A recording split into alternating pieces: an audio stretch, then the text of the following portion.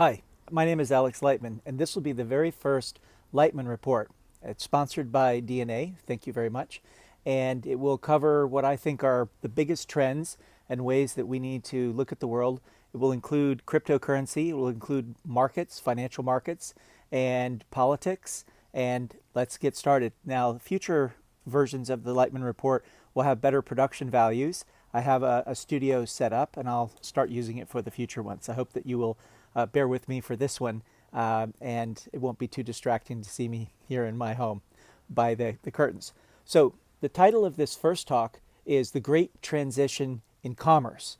And we talk about this as a once-in-a-century pandemic.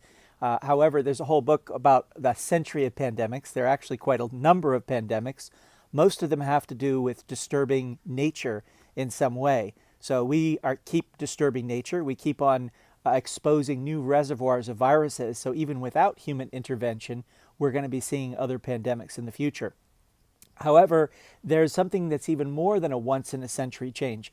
The Great Transition in Commerce is something that I see as being a once-in-500-year level transition.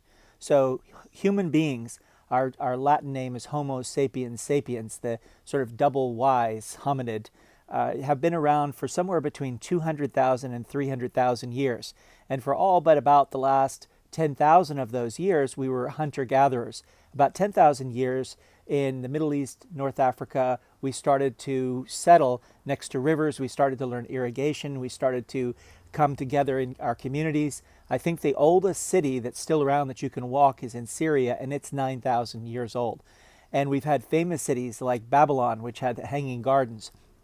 So if we move ahead to the future, some of the biggest things that have happened have been discoveries in transportation, communication, and commerce. So I'm going to focus in this video on commerce. And what we've had is a big change around 500 years ago when the Turks conquered Constantinople, and then they blocked all the access to the Silk Road. So the Europeans were trading with China and other nations or other tribes and other people across Asia, but the Turks said, no, you're not coming through here. And so the Europeans were initially flummoxed, what do we do? And they went, hey, starting with the Portuguese, the Spanish, and then later the Dutch and the English, they sailed, and they started sailing around South America, and they what we now call South America, and they started sailing around the Cape of Good Hope in Africa. And because they were able to make this shift in commerce, they were able to, between 1000 AD and 1500, they went from basically being very marginal civilizations on the periphery who were joked about by Muslims who were in their golden age at the time, to conquering most of the world. And there's a whole book about this called The Measure of Reality, Quantification and Western Europe 1250 to 1600, which talks about this mania for measurement. So we have actually pretty decent financial records of what happened at the time. But with this shipping going back and forth and replacing land-based transportation and trade of goods with ship-based transportation and goods, we had an enormous impact on the world. We're in that level of transition right now. And we're going from what I call the stay-at-home economy to the shop-at-home economy. So we've had this transition underway for a while. If we look back about 100 years ago, we had this big explosion after the Crystal Palace had a great, in England, had this great fusion and explosion of different kinds of products. So you had replaceable parts, you had harvesters, you had mining equipments, you had engines, and after this exhibition in 1848, there was an explosion of new products, but there wasn't very many retail outlets to get these products. You had to sort of carry them to people. And then Sears and Roebuck came up with their catalog, and so people would go to a little tiny storefront in their town, look through the Sears catalog that was there in the store. It's kind of like a store / mini tiny library, like a Christian Science reading room, and they would pick things out, and then the person who was the proprietor of the store would order them, and they would come in once a week. They'd be coming in on the train or so. So we didn't have a lot of retail outlets. If you think about these old West ghost towns and stuff, they didn't have a lot of retail stores. They had a saloon, they had perhaps a gunsmith, a blacksmith, they had a sheriff, they had a hotel, very few kinds of retail. They didn't have all the specialty retail, but that one store for Sears made a big difference. Well, what's interesting now is we're going back to that, only instead of having this catalog sitting out there, of course, we have the internet. And so there are big implications of the age of COVID for m-commerce and e-commerce versus brick and mortar. And we are going from an evolution of gradually shifting more and more of our commerce, which recently, the last I saw, was something like 16% of all the retail sales were through e-commerce. And m-commerce, of course, is buying things with your mobile phone and instead of going and doing it online. And there are different things that you buy if you're using a mobile phone than online. But here's the basic thing. So, and these are my notes. I hope you won't mind my referring to them. But following the COVID-19 pandemic, there are industries that will be hit hard, and there are those that are going to surge. So during a crisis, people are changing their priorities. They're changing their perceptions. They're changing the way they behave. The momentum has given new momentum to the digital economy. And China is at the forefront of all of this. And offline retailers, brick and mortar retailers, and travel and tourism, all these people are struggling to stay afloat. So e-commerce and m-commerce are surging, with the exception of travel, tourism, and basically those kind of industries that don't work well when everybody's on a lockdown. We'll get to the stats on that in a moment. But ByteDance and Tencent are thriving from growing demand for games and online entertainment. So those are the big things. E-commerce is surging, m-commerce is surging, and entertainment and streaming entertainment are surging in a big way.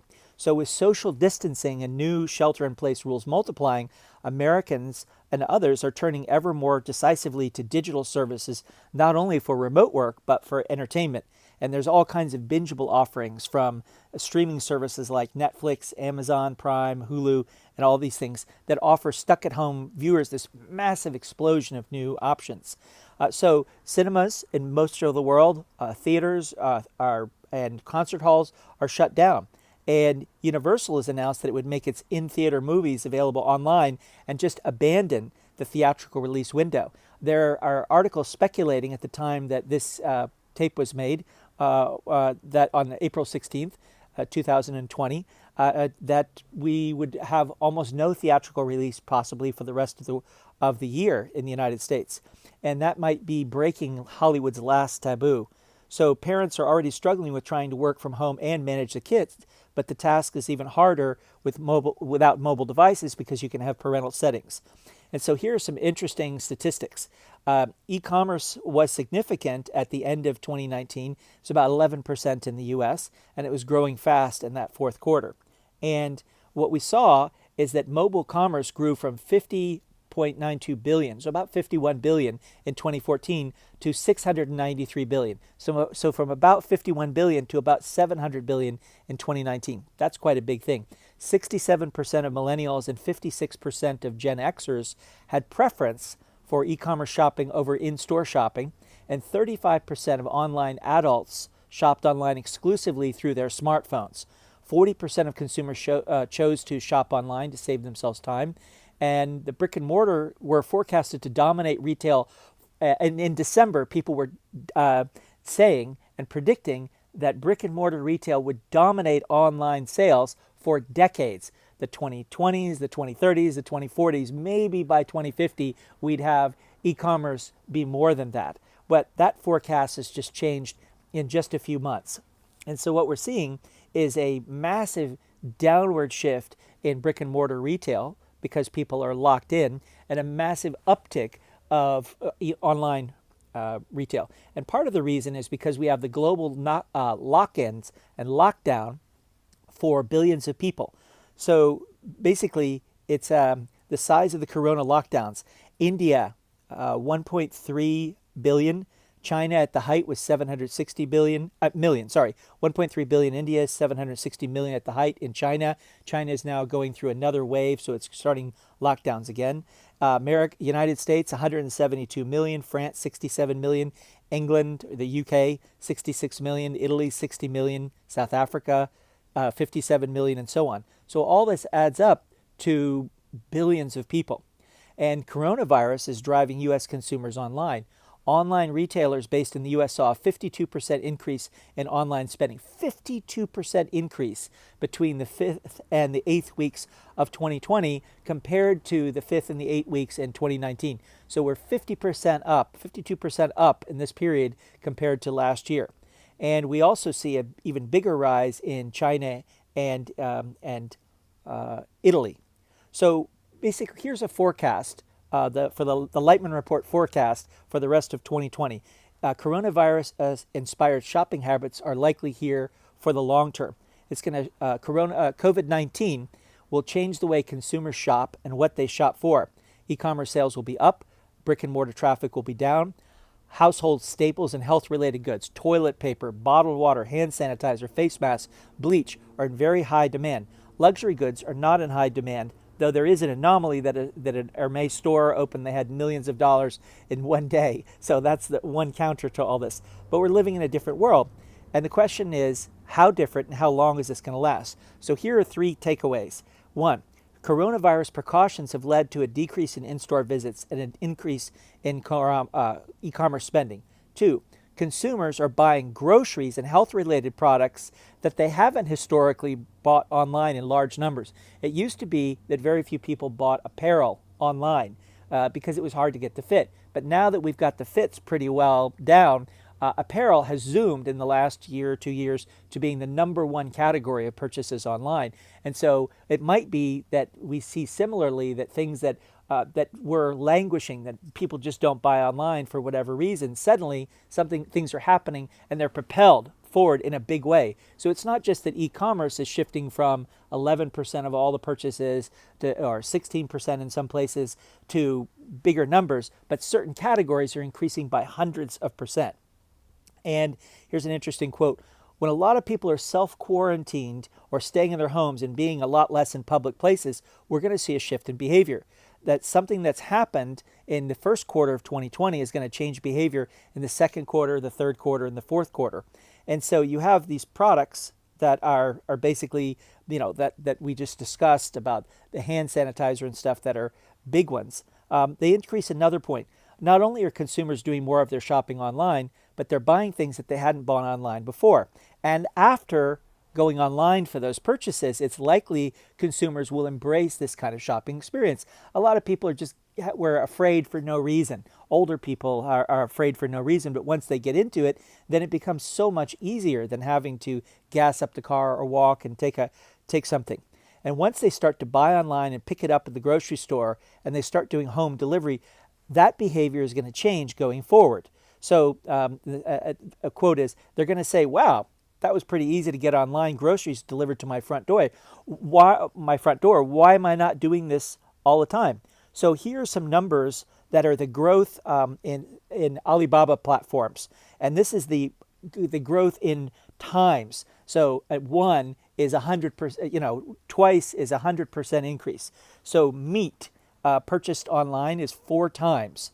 Seafood 3 times. Remember, these are on Alibaba platform. Dumplings twice as much. Hot pot ingredients twice as much. Cooked rice dishes twice as much. Workout equipment, dance mats 8 times. 800% increase in dance mat sales. That's incredible. So get your dance mat thing. Apparently everybody's doing it. Pole rope or pole machines like rowers are up 7 times. Yoga mats up 6 times. Elliptical trainers 4 times. And so these numbers are pretty amazing.